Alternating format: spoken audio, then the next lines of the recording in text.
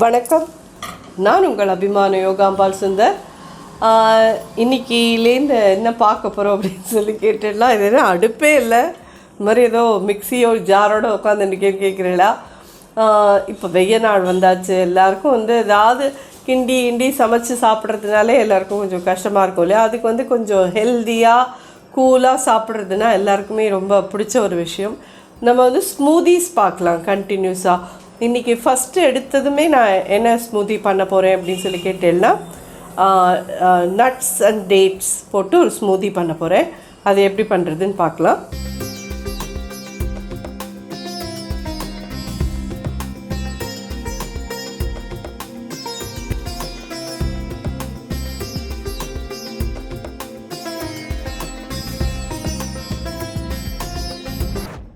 ஒரு 4 பிஸ்தா பருப்பு போடுறேன்.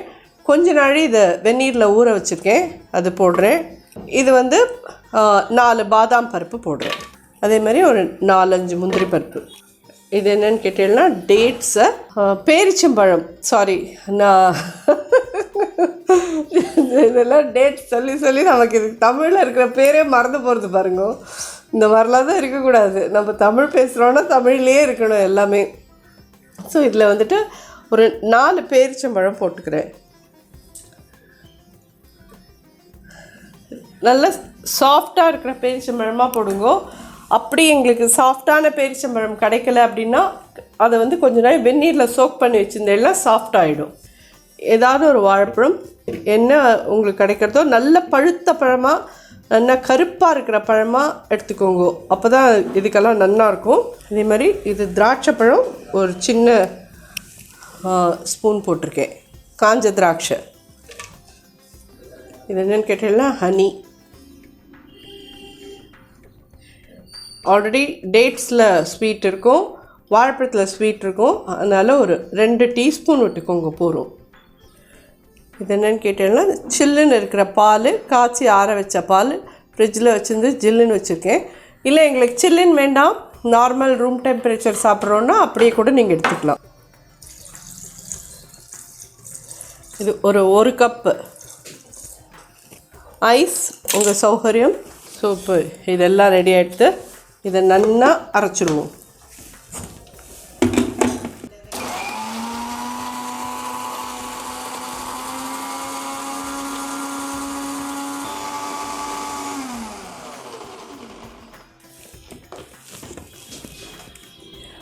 பார்த்தீங்கன்னா நல்லா ஜோராக அரைச்சாச்சுது. இதை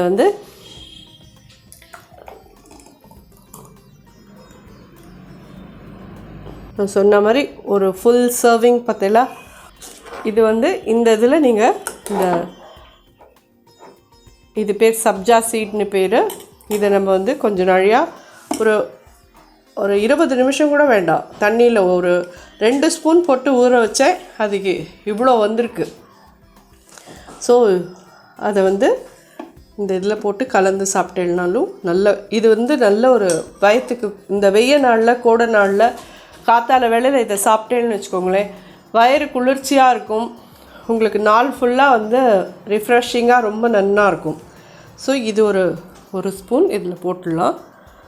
போட்டு ஜம்முன்னு சாப்பிட்டேன்னா ஜோராக இருக்கும் இது. ஸோ இந்த டேட்ஸ் அண்ட் நட்ஸ் ஸ்மூதி உங்கள் எல்லாருக்கும் நிச்சயமாக பிடிச்சிருக்கும்.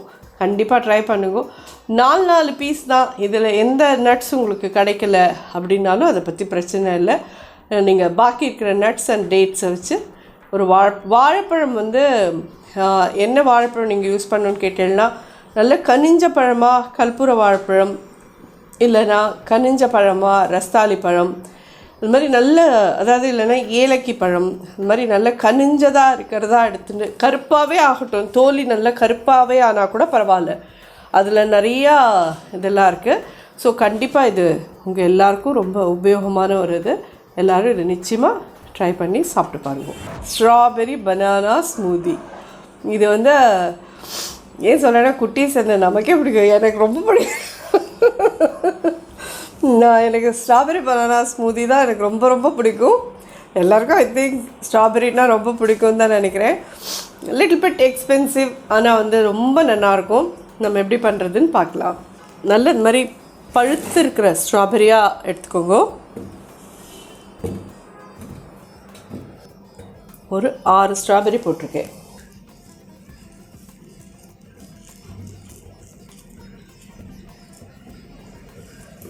Banana free. இது என்னன்னு கேட்டேன்னா கெட்டியான புளிக்காத தயிர் ஒரு 3 டேபிள் ஸ்பூன் 4 டேபிள் ஸ்பூனுக்கெல்லாம் போட்டுக்கும்போது ரொம்ப ரொம்ப நல்லாயிருக்கும். இதுதான். இதுலேயும்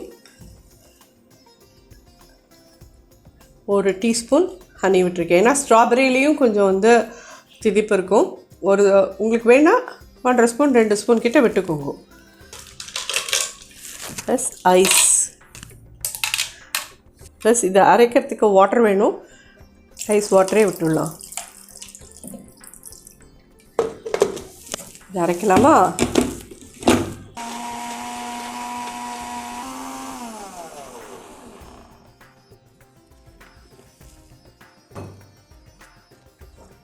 ஸோ இதுவும் ரெடி ஆகிடுது.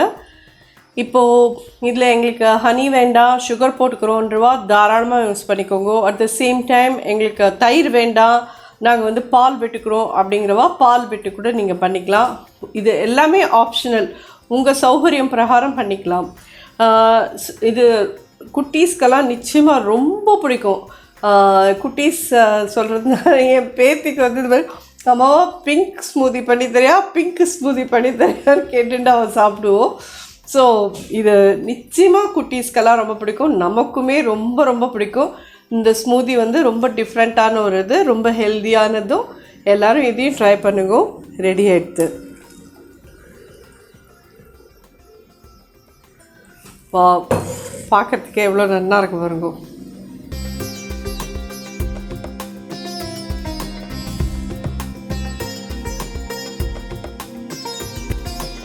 நிச்சயமாக இதை எல்லோரும் ட்ரை பண்ணி பார்த்துட்டு எப்படி இருந்ததுன்னு எனக்கு ஃபீட்பேக் சொல்லுங்க.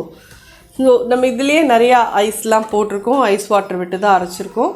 ஸோ நீங்கள் கர்ட் யூஸ் பண்ணுறதும் புளிக்காததாக யூஸ் பண்ணுங்க, ரொம்ப நல்லா வரும்.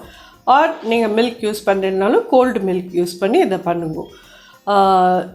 இதர்வே நீங்கள் உங்களுக்கு ஹனி வேண்டாம், சுகர் போட்டுக்கிறேன், சுகர் வேண்டாம், நாட்டு சக்கரை போட்டுக்கிறேன், உங்களுக்கு எது உங்களுக்கு சௌகரியமோ அதை போட்டு நீங்கள் பண்ணிக்கலாம். இது ரொம்ப நல்லாவே இருக்கும்.